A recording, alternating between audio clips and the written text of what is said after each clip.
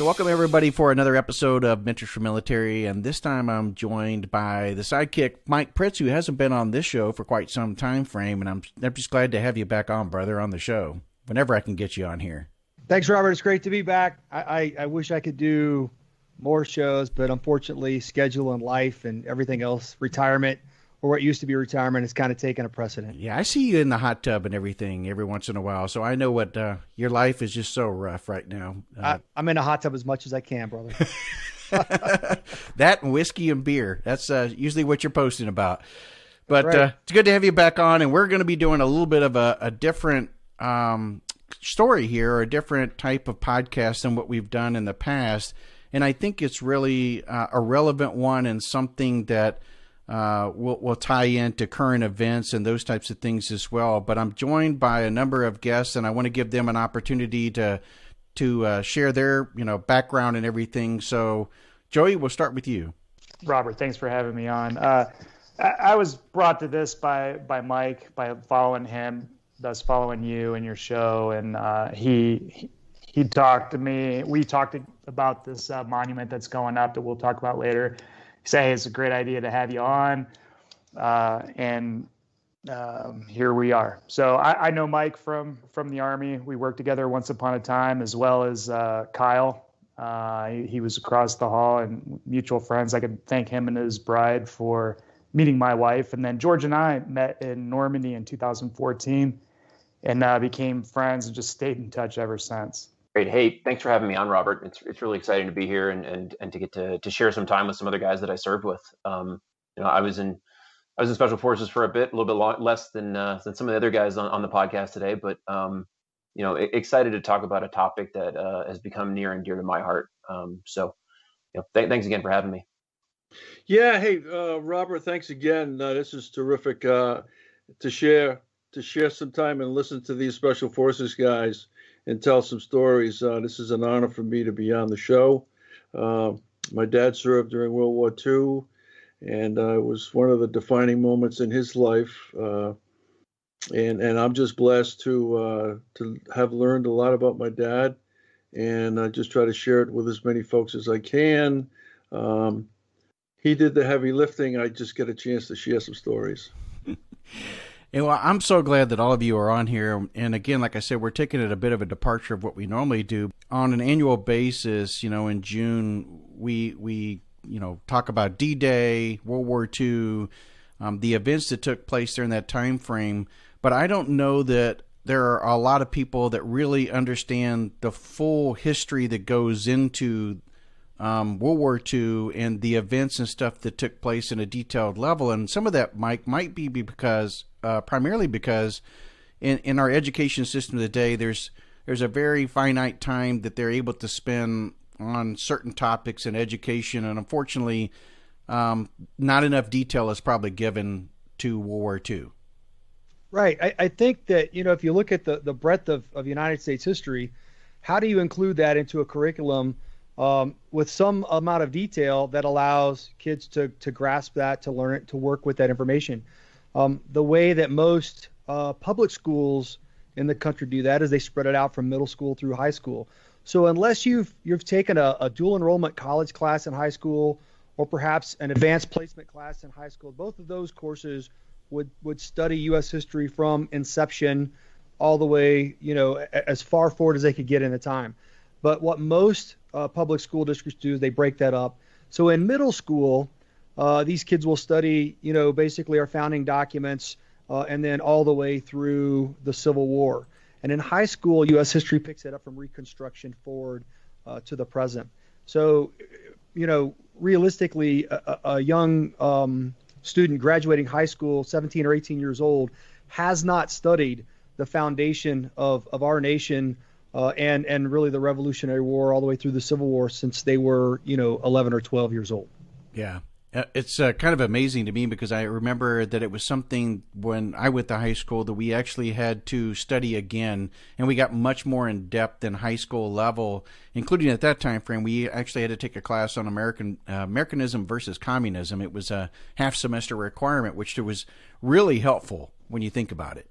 today. Sounds like a very relevant and fantastic class for Isn't high it? school students today, right? Yeah. Absolutely. And there was it was called AVC for short, and there was a book and that went along with that, and you studied all of the various countries and socialism and understanding the difference between a constitutional government and that of socialist versus communist and the whole bit. But I thought what we would do, because, we've got a lot of people here that truly understand about this conflict, is get into the soldier's perspective, because again, George is here, that blessing us with his presence, and his stories from his father. And, George, I'll let you speak a little bit more about the details of that and his unit and the whole thing. But, when we think about the soldier's perspective, Joey, you and I were talking offline about a specific battle that many people may have watched the movie of Dunkirk. And, although that movie is kind of challenging, I know, for people to sit through, but if you ever watched the movie that was also out there about Winston Churchill, it was The Finest Hour. The Finest Hour really showed the perspective of government and leadership at the highest levels, trying to make the decisions of what they were going to do within the war and trying to get American assistance. But yet Dunkirk showed the British Army's perspective of being boots on the ground and being pinned in. And I thought that was a great lead-in of really some of the challenges that were going on during that time frame, specifically to this battle, or to World War II. Yeah, absolutely, Robert. And the significance of the Battle of Dunkirk, in my opinion, was at that time Britain was the last democracy in place in Europe, and they had everybody on their heels on the coast, and Churchill was doing what he could to get everybody out to preserve what he had left. We have to go back into World War I. I believe it's a big lead into World War II. You lost over 1.3 million British and Irish, over 1.9 million French died from World War I. There wasn't a palate for conflict. And Britain really had the most enthusiasm to counter Nazi aggression at that time. So pulling back into Dunkirk, it was May 27th to June 4th, I believe, was Dunkirk, and then around June 18th is when Charles de Gaulle made the speech to stand up the Free French. He was in exile. So unilaterally, he starts, in my opinion, starts the French resistance. The Free French, and then Churchill approaches him and says, "Hey, I want you to organize this a little bit more," which becomes the BCRA. And he stands up. He sees the value added of the French resistance and starts up the Ministry of Ungentlemanly Warfare, also known as the Baker Boys, the Baker Street Irregulars. I don't know if anybody has heard of that, which then turns into the Special Operations Executive, to where this unit assists, enables, trains French in exile, pushes them back in to help organize their networks. And this in turn is value added to the United States, and they see it, and they're pressured to stand up the OSS, which then becomes a joint organization within the OSS called the Jedburghs. That's compiled of, for different countries, it's structured differently, but for France, you have 1, 1, and 1. A French soldier, or a French operative, an English operative, and an American operative, which is multi-service. It's not exclusive to the Army. So backing back off of that, Churchill sees the value added of the resistance, and he says, "Hey, if we can enable these guys, if we can help them a little bit more, we can tie them into our war plans," and that's exactly what happens. As we were talking earlier, I mean, it's the quintessential example of unconventional warfare, which is something I latched onto. I thought it was great. Activities conducted to enable resistance movement or an insurgency to coerce, disrupt, or overthrow a government or occupying power by operating through or with an underground auxiliary and a guerrilla force in a denied area. It's the perfect story that shows that. So moving along, this is the PE that's happened, the preparation of the environment, which is Kyle can talk a lot more about the Alliance Network. They do a great example of setting conditions for D-Day, and from 1940 up into the invasion of the summer of '44. I mean, it wasn't just anything kinetic. You have to remember how the occupied portion of France and was 60%, 40% covering the ports, and 40% of France was Vichy occupied. It was Vichy ran. In that time, from 1940 to the summer of '44, was a lot of PE for D-Day, which was the decisive operation. And in my studying, I felt like that was a story that was, drastically overlooked. You're talking about the decisive operation of the European theater of operations being D-Day, and the shaping operation, the most contributing being the French resistance. Just on the evening of June 5th, over 950 communication lines, bridges were cut, and factories started to get sabotaged. There was a lot of post June 5th that compartmentalized or cut off, isolated the Cotentin Peninsula, the Normandy region, which facilitated the success of getting that foothold. And the French resistance has numerous stories, a lot of it isolated, a lot of it lost, a lot of it with a lot of hurt behind it. It's kind of reminds me how we do not rely on today's single source reports. The French, there's a lot of heartache amongst families, neighborhoods, towns of people that told on people for the wrong reasons. For grudges, for cowardness. I mean, the list goes on and on. So digging up these stories has also been a very difficult environment to navigate because it's very sensitive. And the stories that don't get told are really interesting, right? Like, and I think if you back up, right, like Dunkirk, you've got the Germans coming into France, right? So it's now occupied France, and people not putting up with it, right? And that being a very dangerous move in some cases, and in some cases, Mike and I were talking about this before, like a very small act of resistance just to, show that you're not going to put up with this and you're not okay with these German occupiers. And I think like the piece that you don't hear about, or if you're not looking for it, are these stories of how these networks operated, in this occupied country where you've got your foe from the last World War that's coming to your country now, and your government is kind of just capitulated and given up, and now there's this quasi take care of the French, but really listen to what the Germans are looking for, government of the Vichys, and now you've got people like the woman that stood up the Alliance Network, and I'm going to butcher her French name, but Marie Madeleine, right? Who like actively went out and sought others that were of the like mind to go, start to resist and say, hey, okay, we don't have the means to fight these guys right now, but we sure as heck can go and collect information and go, find some way to get that to the Brits, and maybe that'll be of help. And I think those little acts of service and resistance, ultimately over the course from 1940 to 1944 led up to that invasion, right? And I think that's the part of the story that in a lot of ways gets missed. A lot of it that a woman was leading this massive intelligence organization and kind of operating under the nose of the Germans in some ways, and that is just, I think, is really incredible, right? Yeah.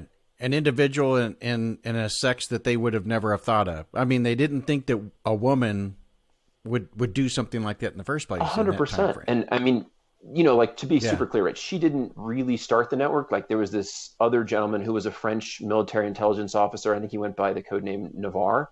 But like, I mean, this woman that ran, over 1,000 agents, had no formal, intelligence training or military training. She just, was headstrong and learned from her mistakes and ended up collecting some of this intelligence that was really consequential. Like, information about the U-boats setting sail to go try and intercept the Allied convoys coming across the Atlantic, right? Or information about the V2 rocket program, or ultimately the, really detailed geographic intelligence about the defenses in Normandy, right? That allowed the Allied planners to go plan their operations. And like that story, because she was a woman, didn't really get told. And I think what's also interesting, it was on her mind while it was happening, right? Like she knew that a lot of men weren't okay with, taking orders from a woman, and had to navigate that and how to figure out her own proxies and, how to play that. And I think that's just incredible. I want to speak a little bit about the resistance. I know that there was a Columbia University historian, and I'm going to butcher his name probably, named Istvan Dijk, who wrote a brilliant book called Europe on Trial. And during that, he described or kind of reminds us what it really meant to be a member of the resistance. And this is a quote from him. He says, "To resist meant to leave the legal path and to act as a criminal. In order to be able to print and distribute illegal newspapers, one had to steal strictly controlled printing paper and machines, and to forge or steal ration cards, banknotes, residence permits, and identity cards. To fight the enemy meant that they needed to seize arms from military garrisons or from rival resistors. All this required the talents of a burglar, a forger, and a thief." So you think about, placing yourself in that perspective of the day, if this were to happen even on American soil. You're in France in this time period. You just suffered, like, you said, Joey, through World War I, 1 million people were, lost in that. And now all of a sudden you have a foreign entity that has invaded your country, and you're going to go underground to try to resist this.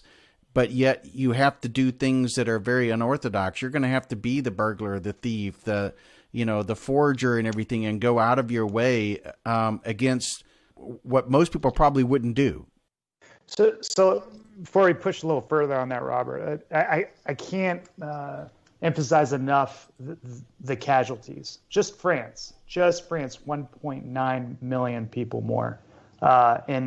In Verdun, the French lost over 400,000. In Somme, over 200. In Ypres with the Canadians, they lost thousands, tens of thousands. So the fighting male, and then after the Spanish flu, there wasn't a whole lot of options.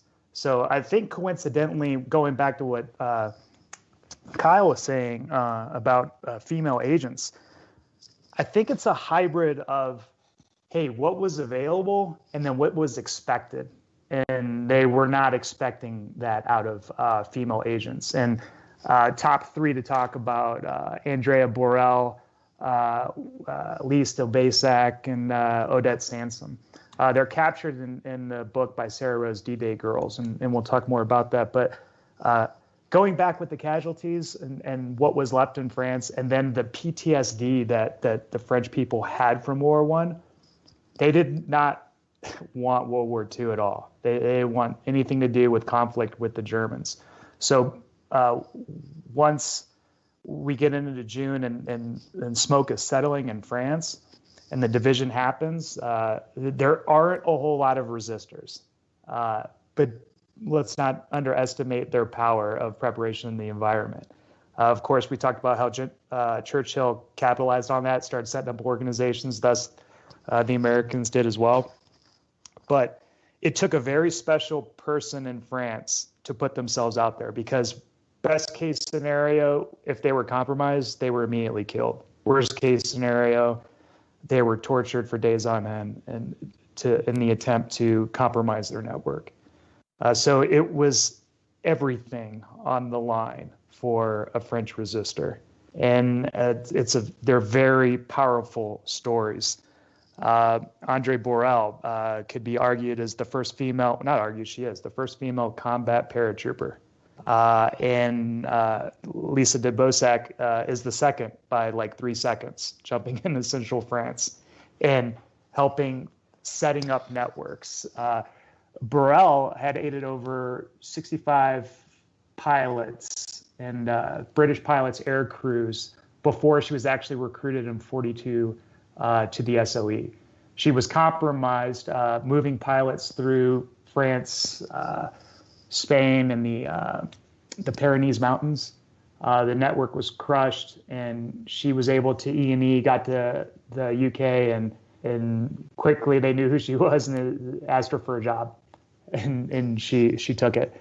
And Lisa Bozak, or Bazak, the second female combat paratrooper by a few seconds, she was recruiting up in Paris, caught wind of the invasion because that was very compartmentalized. Churchill did not share that until a few days beforehand. And she rode her bike to Normandy in 3 days from Paris, hiding in ditches, barns. I mean, it's just that her story is very, very impressive. To link up with her brother and to further organize and send recon reports back to England, to London, to facilitate or in support of Operation Cobra, which was the breakout of Normandy. I mean, these are impressive stories of sacrifice that are lost. And I think generally people, when they talk about World War II and the Eastern European theater of operations, they gravitate towards ironclad formations of unified troops and, Market Garden, Varsity, all the big Battle of the Bulge. But it's so overlooked, the setting of conditions by the French resistance and their enablers. I think you guys are talking about really high-level operations for resistance fighters, but how does it become that? I mean, what?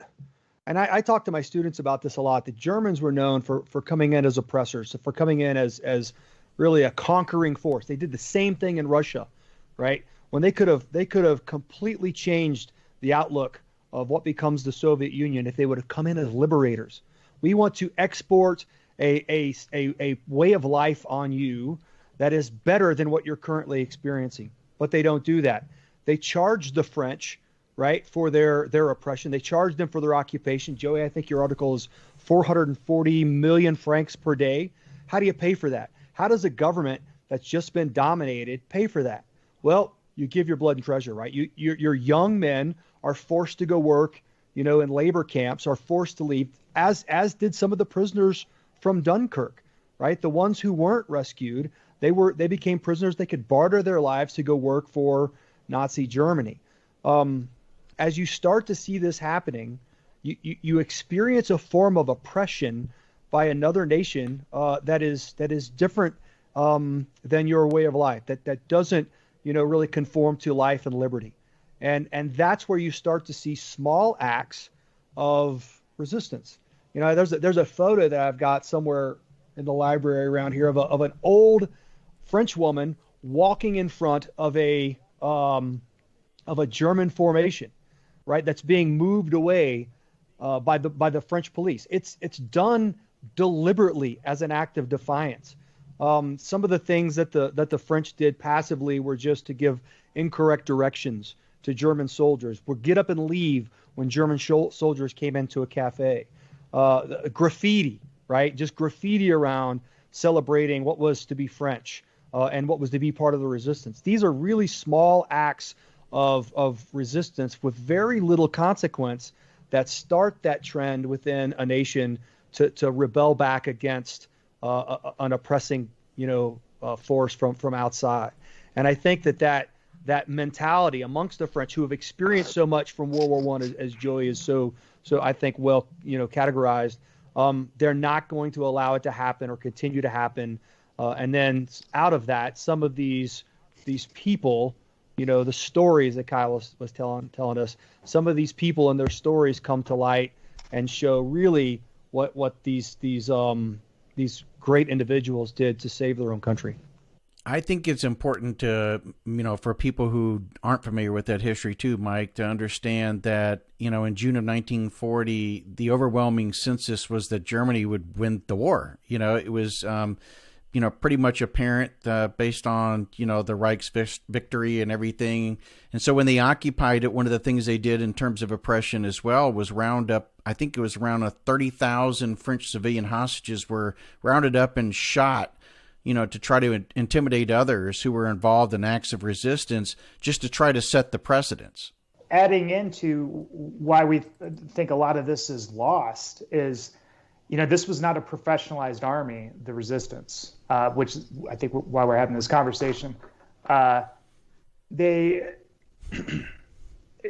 wasn't like small maneuver units that were able to, they weren't sitting in morning reports and daily sit reps, big area commanders were, to Charles de Gaulle. But a lot of this stuff is not captured because they were not a professional army, in my opinion. You know what I mean? It's a lot of like, who was there, who knew, who shared it. And they were the perfect example of quiet professionals. I think grudgingly a little bit for their own safety, but a lot of it was their professionalism. Like, hey, this is our story. This is what we did, but it's not for public consumption, and it'll die with us. And, to a fault, I think, because we need to better understand holistically the contributions to such an imperative conflict of our history and part of our collective history. Joey and Kyle, this was also, just to put it in perspective of what you're talking about, it was really a resistance attended by people from all walks of life and all political views. They kind of had the same purpose or passion or desire, to rid the Germans of their country. And so they set aside those differences. But like you said, these were just normal people.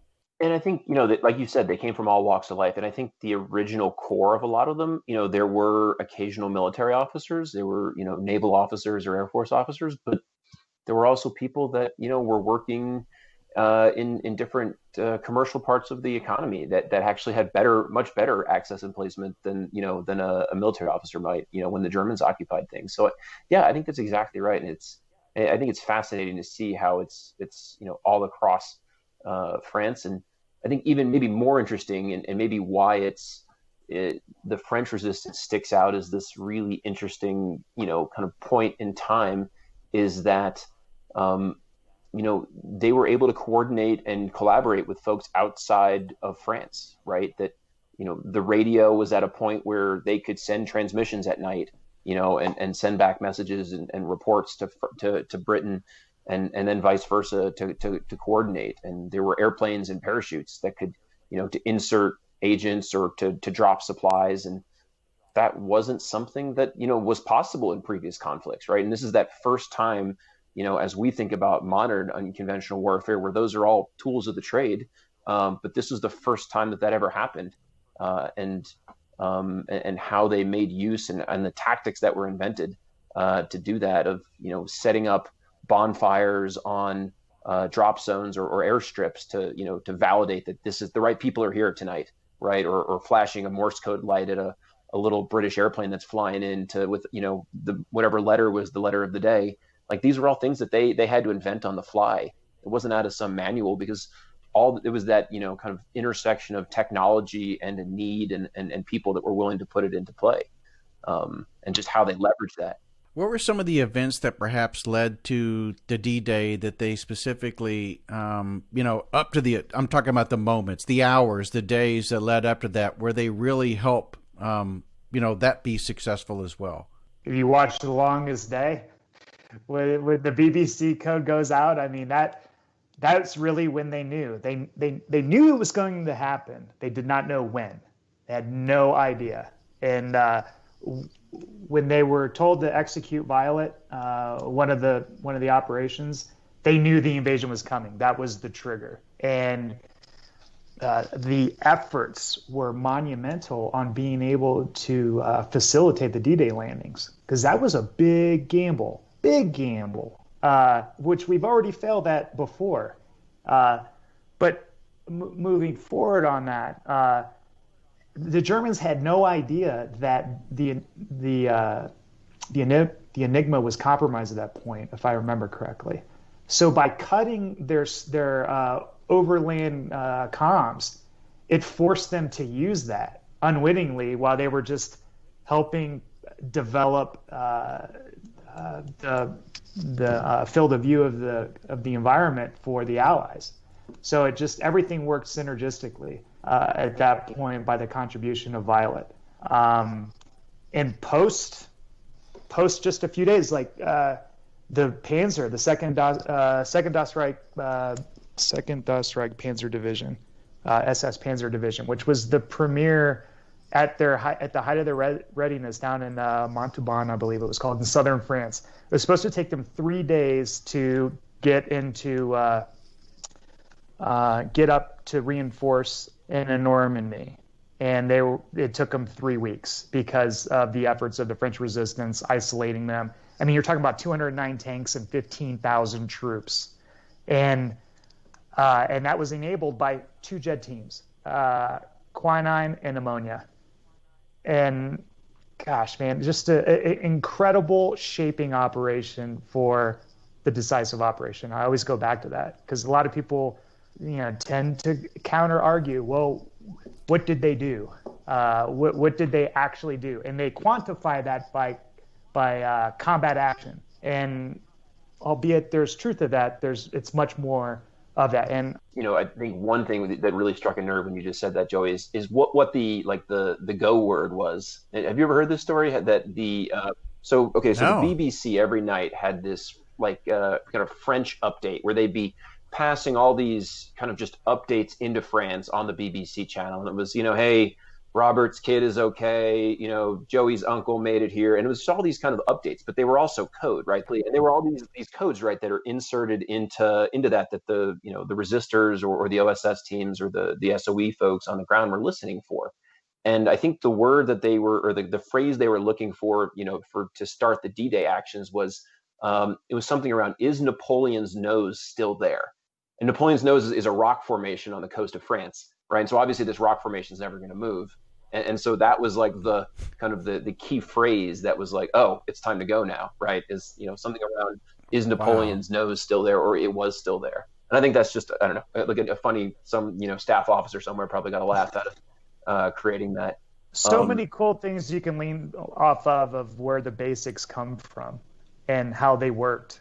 And we always say, hey, what makes you good? Being good at the basics. And these stories just go all the way back to that, because everybody always tries to think way much more outside of the box. And if you use the French resistance model, I mean, granted, technology and everything else was different, time, place, space, but it's great. It's really good to tie what you know into what happened. Go ahead, Mike. I don't want to hijack this, but this is the stuff that we did in the Q course. At least I did. I went through the Q course in the early 90s, and I think that, I don't know that kids get that today. I don't know that we're still doing the message pickups for taking up rolls of 35 millimeter film with Ed Brody.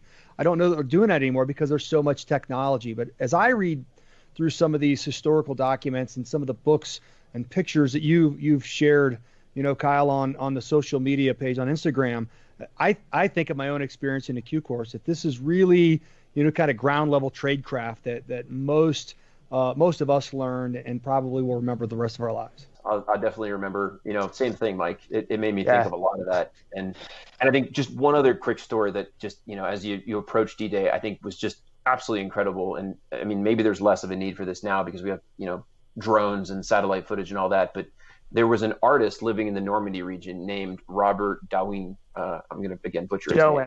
Darwin, there we go. Yep. And his code name was Civet. And he was an artist. Like, he was a sculptor and like a painter. And him and his son traveled all over the Normandy region, and like on their bikes, stopping places up on top of church steeples. And he essentially created like a 55-foot map of the beachhead that we were going to land on, right? And collected where there were gun emplacements, where there were anti-aircraft guns, bunker. Like a sandbox. Like created that, commander's picture that Eisenhower needed to give to his staff officers to plan where they needed divisions or bombing runs or, where to put the airborne. That all came from this sculptor who eventually died for his efforts, like just after handing off this massive document that someone wrapped around their torso and smuggled out of the Normandy region, and eventually was picked up by a Lysander, like these little British planes that would do these STOL takeoffs on like little, some farmer's field. And that was smuggled out of country and then eventually given to the intelligence teams to go build the giant, sand table for the Normandy invasion. Which to add on to that, it was a big deal, this 55-foot canvas, because you had to, correct me, Mike, is it Dieppe? the failed invasion before, where the Canadians and the Brits spearheaded that landing. They understood that they needed the best picture possible of defense in depth from Sword all the way to Utah.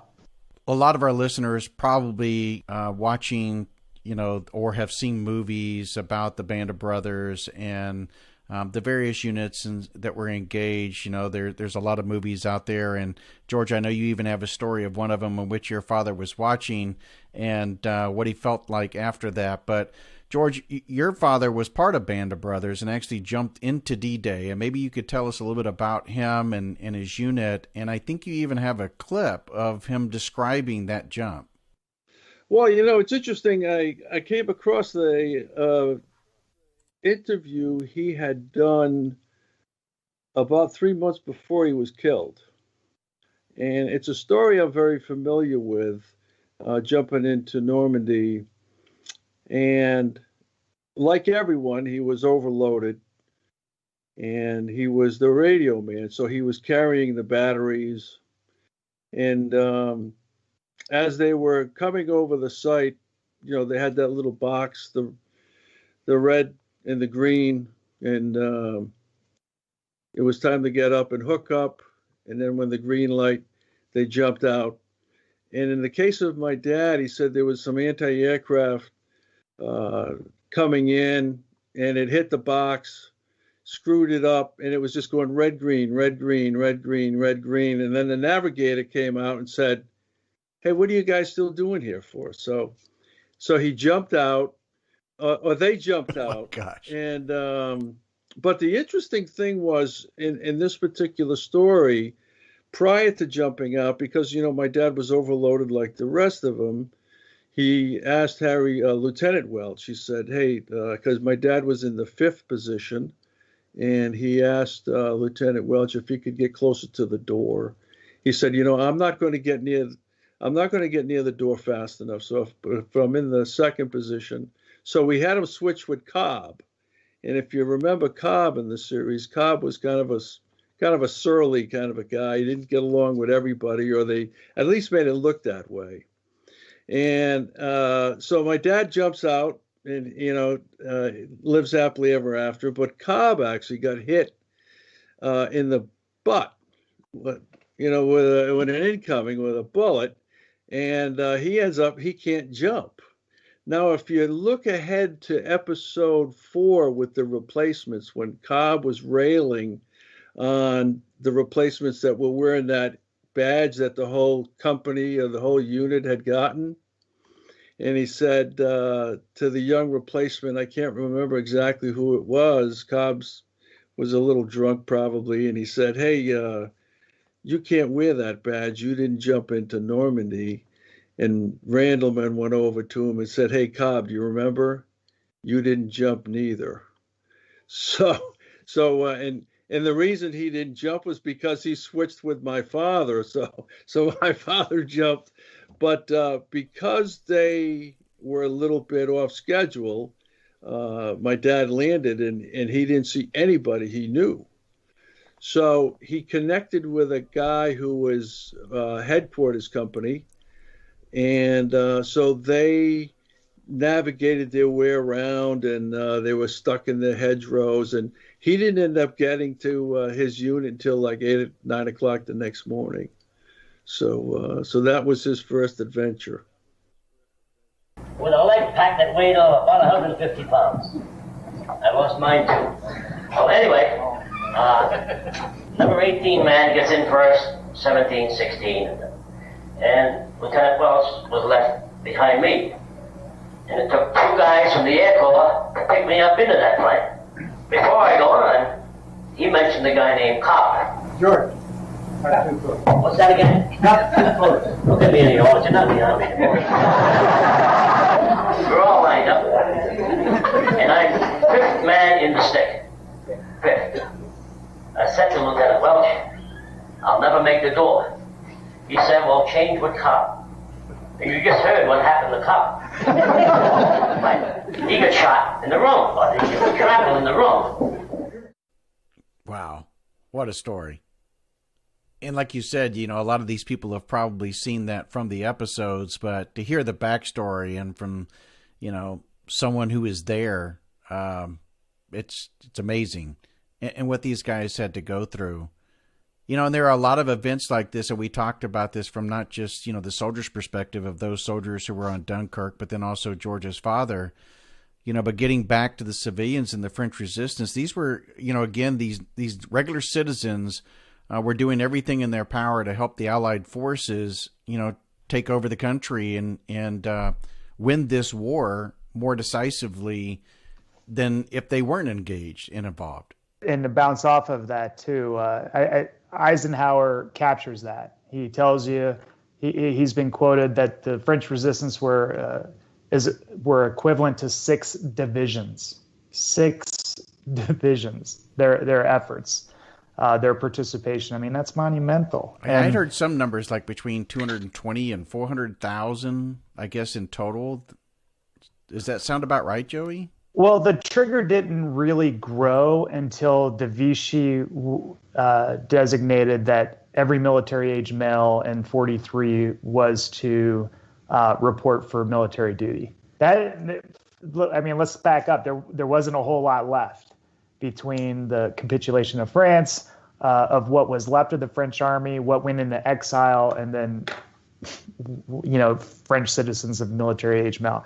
And that was the line in the sand for some of them, where they just wanted to be ambivalent and try to get through this and live a different life to the point of, okay, I can't go there. That's when the ranks swelled up into the above 200,000s that you're talking about, Robert. Okay, I wasn't sure, but that's just tremendous in and of itself. I mean, when you start thinking about how obviously word was getting around that the resistance is making progress, that things are such that, hey, if we get engaged and we get involved in stuff, it's working. We might be able to make a change here. Obviously, that's how this thing really started going, because that's a rather large number when you think about it. Yeah, especially when let's back up to the American Revolution. At any given time, I think we were only sitting at about 480,000 Continental soldiers. Altogether, maybe 230, including militia. So yeah, that's a big deal. That's a big number, and I want to jump onto that, where I do not think that. I believe that the trigger was where the Maquis really got strong was when the Vichy put out the law of, hey, you need to report for military duty if you're not in a factory already, or if you're in a factory and it's this factory that we don't need anymore, we need you on the front. I believe that was the trigger. It wasn't necessarily that there was a decisive point that, hey, I think we're going to actually turn this around. Let me move forward. Okay. And I think historically a lot of folks want to put the French on that. They get a bad rap, but we weren't in their shoes either. Right.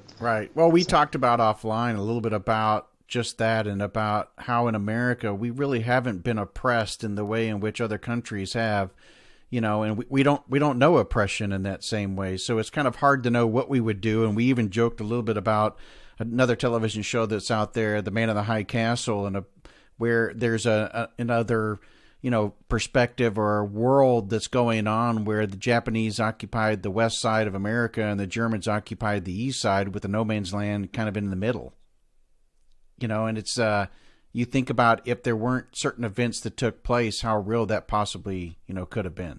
No, I think you're right. I think we talked about in this country, various different groups in this country experience oppression on a level that I think most people don't quite get, right? But I think on a level of oppression that we're talking about with the French, when you have a foreign government come in and institute rules and regulations against you, I think that's not a level of oppression that anyone in America has experienced.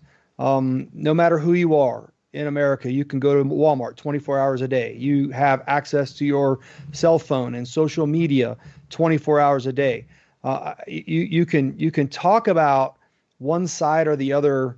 I think delivering or placing oppression on one faction of America, but it's not what the French have experienced. It's not what other nations have experienced at the hands of a foreign army as occupiers. And I think from that perspective, we don't quite understand what it took to get to the level of actually to bring up the quote, which I'll butcher, that you brought up at the beginning, Robert, about, basically crossing that level of breaking the law, putting your life on the line to do something and to make some sort of change. What we see going on in America over the last 10, 15 years, really even over the last week, does not rise to that level, in my opinion. And if I just hijack this whole thing, edit that all out. No, that's an actual, it's a great point, Mike, because I think, we talk about things occasionally about, first world problems, but many people have not left the United States and visited third world countries or been in areas and truly saw or understood the history like we're describing here of being occupied and being oppressed by an entity, a foreigner, a government, a belief system, a changing of the culture to where it's that drastic, where your rights and civil liberties that we enjoy today are really, being stripped. My experience with, listening to some of the kids, the younger kids and their point of view, one of my first questions with them is, after I get an opportunity to listen to them for a while, is ask them if they've actually been out of the country and spent time in other countries and listened to the people to understand what a lot of what we're talking about today and what it means, and if they have had that experience at all. And in most cases, most have not. Some have, but most have not. Yeah. So their view is somewhat skewed, is my understanding. Yeah, and I think that enough time has passed in history that, again, it goes back to what we were first talking about, Mike, in terms of education, that we don't get a chance to really dive deep into some of these topics to truly appreciate and understand the events that took place. And I know one of the things that you guys are doing, and the reason why we wanted to bring this kind of to the forefront, is you're spearheading an activity here to honor those who participated within the first French resistance. And maybe, Joey, you can share a little bit about why that came about and what it is, so that we can really pay the respects to these individuals that we talked about during the show. Yeah, absolutely, Robert. And this quick, succinct story I'm going to tell you is how I roped these guys into this too. So it was during COVID, and I probably shouldn't say during COVID because we're still in COVID, but during the initial lockdown in the spring, as a practitioner, I like to study. I love military history, especially World War I, World War II, and started to gravitate towards resistance networks, and particularly the French resistance. And I coincidentally one evening watched this documentary by Tim Gray. I believe it was George, is that Tim Gray? He also did Hang Tough, that Stephen Spears did that sculpture, but this was on the Navy Heroes of Normandy, I believe, on Amazon Prime. And it talked about some 67 years later, how they finally honored Operation Neptune's contributions to Operation Overlord. Again, Overlord being the decisive operation, Neptune being the shaping operation, and very instrumental. And I was like, wow, how did it take this long for them to capture that and tell this story and to honor those men? And I was also thinking the same thing about the French resistance, because you can go throughout France and a lot of small towns in the middle of nowhere in Brittany, and you'll find things. But it just really floored me that in Normandy, which is the mecca for the annual pilgrimage and for the European theater of operations, the liberation of Europe, everybody goes there. I mean, I go there. I've been going there since 2013. I always try to convince my friends to go because it's a life-changing experience every time I go. And back to going there, there's nothing there for the French resistance, which I think is monumental in making that happen. So I start to try to leverage people I know to do something about it, and it just keeps coming back that unless you do it, it's not going to happen. So I've been building this thing as I've been flying it, since the spring. And of friends of mine of Operation Democracy, it's a 501c3. They have a relationship with St. Mary Glees that started in 47 from the 325th Glider Infantry Regiment out of the 82nd. The colonel and his wife returned to Normandy, wanted to help rebuild St. Mary Glees. Starts this 501c, and it died out some odd years later, and Kathy Soroff stood it back up in the early 2000s. And I started to talk to her about this project, and she says, "Hey, I'm all in. What do you need?" I was like, "I just need you to be a vessel." So I started leveraging Mike and Kyle. Kyle was like, "Hey, what can I do?" I was like, "Media." So in the same with George, he's like, "Hey, whatever I can do to help." And again, we don't really know what we're doing. We're doing what we think is right. And that's just creating awareness, trying to raise money to build this monument, which is being built at this moment in Loveland, Colorado, just a couple hours up the road by Stephen Spears, who also did the monument on Utah Beach for the Navy that we were just talking about, and the Dick Winters Leadership Memorial Monument that George was intimately involved with.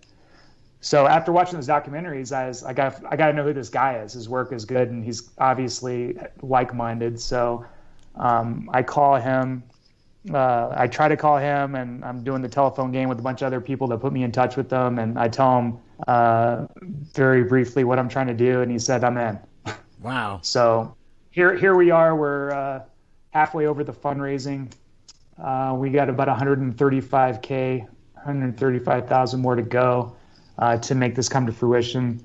And if we can keep going, which we keep bringing it down to the line, I think it'll happen. And it'll ship in May to Charles de Gaulle, and it'll line haul up into Sainte Marie du Mont, which is the where the monument will go up. And it's going to provide a venue. So as I was saying, everyone comes annually, all these liberty-loving people, that they can actually complete the story of what made that happen, so it's not lost. And I hope this continues on to where folks want to learn more. I hope to do an annual kind of a scholarship for kids to go over and stay there for a week and be able to learn more about this history. Two things I really want to talk about, and one is I'd like you to explain a little bit about what that monument looks like, but two, you shared with me at another time, just how that pilgrimage is performed by local people in Normandy and the French that come to Normandy on an annual basis, and how they really see this liberation, and it's powerful. So I'd love you to kind of describe that and what you experienced, especially by those people, and why you felt so moved to do this, and what this monument looks like, and why how beautiful it'll be to actually represent what they did, and our appreciation, especially from the American people who would be helping contribute to this cause. Yeah, absolutely. One of the catalysts of this effort has been witnessing what the French do for our veterans. It is a hands down life-changing experience that I cannot even put into words on how the French honor our veterans that go over, which we are losing, by the day. We're very low on numbers, which is another rush to have this done by this summer. But they're so selfless in what they do and how they host Americans out, everyone around the world, including the veterans, during the anniversary. And it's also dawned on me, is like, how could these people, thank everyone else but themselves? What better way to take care of them, for lack of a better way of putting it, a reverse Statue of Liberty, like, hey, this is from us to you. Yeah. Not government to government, the American citizen to the French citizen. And and here we are. And the monument will look like, as we discussed earlier, of the resistance, the auxiliary, the underground, and the guerrilla. The guerrilla fighter, guerrilla member will be a middle-aged man holding a Mark II Sten, while standing at a table or a barrel that's particular to the region, a Calvados barrel, with a board on top of a map and a radio system that the underground, the young female, is using to press out a message that was brought in from the auxiliary, a young teenage boy on a bicycle,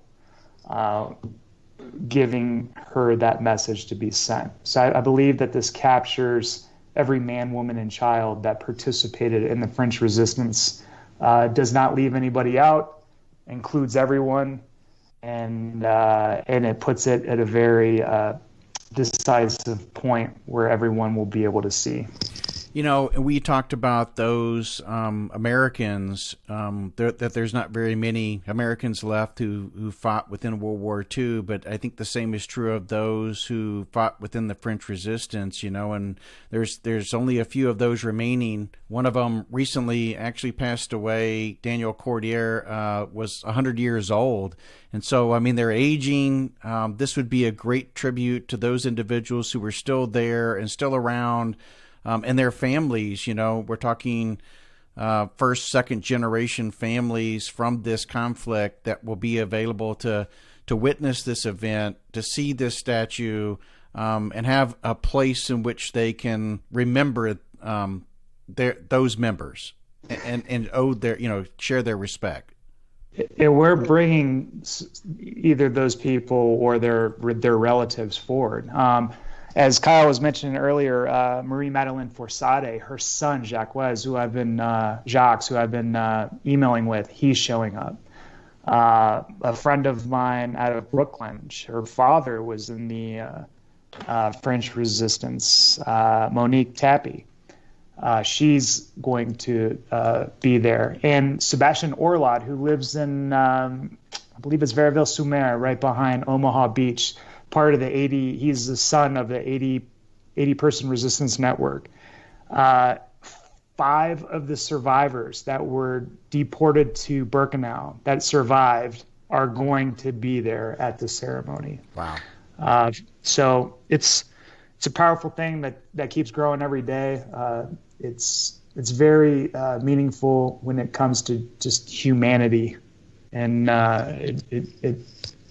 I'm really looking forward to this. Well, this is such an important time period, not only in history, but I think right now it's even more important for us to reach across, to love one another, all those types of things, because we're getting kind of lost and history's being skewed, and this is not a political rant. It's just more of facts that's going on out there, and it's important that we remember those who played a role in our freedoms, and this is one way in which you guys are doing that.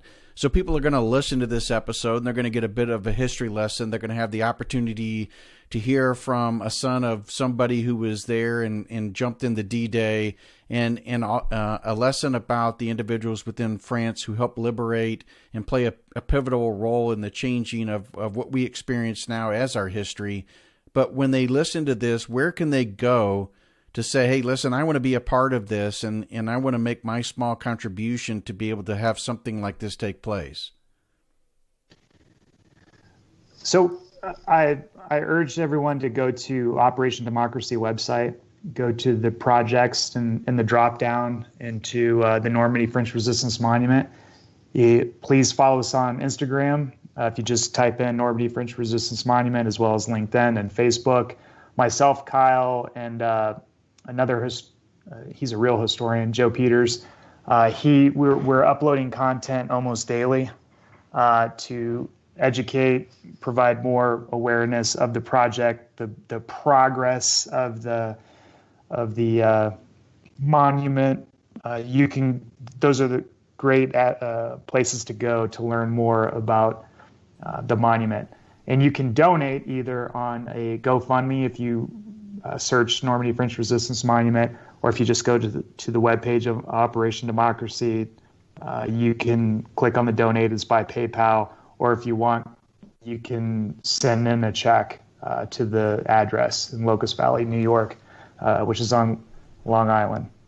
Yeah. I appreciate, first off, Mike, it was great to see you again and have you a part of it. But I also appreciate you, Joey, George, and Kyle for coming on and talking so much about this topic. And I can sense, and feel your passion towards this and how much you guys want to deliver.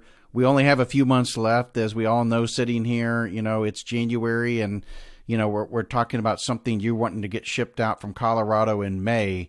So time is of the essence, and unfortunately, it takes finances to be able to do things like this. And I know times are tough for some individuals, but this is an important task that you guys have undertaken that will live on forever. And if anybody ever gets a chance to go to Normandy, you'll see something that you help contribute to right there in a monument, understanding the history by just listening to this podcast, and possibly even meet some of the family members who are part of it, either through, like George, that his parents, his father jumped into D-Day, or somebody who perhaps is a relative from somebody from the French Resistance that, can also share their story. So it's a great thing to wrap yourself around. I hope a lot of people actually listening to this participate and go to one of those websites. We'll make sure we include the main 501c3 website on the link so that people can go there and make a donation through that means. And of course, encourage them to follow you guys through social media to get updates and what's going on with the project and where it's at. And you'll get a chance to see great pictures of what it looks like and the current events of where it's at in place and stuff. So once again, thank you all for joining the show and for sharing all of this great history. I look forward to seeing it myself one day when I go over there. Thanks, you, Robert. Thanks, Robert. Really appreciate having us. And if everybody makes it over there, I'll buy you a beer. My treat, Mike Pritz is buying. We'll put it on Mike's credit card. I guess you already have the number. Already run up, so I'll just keep running.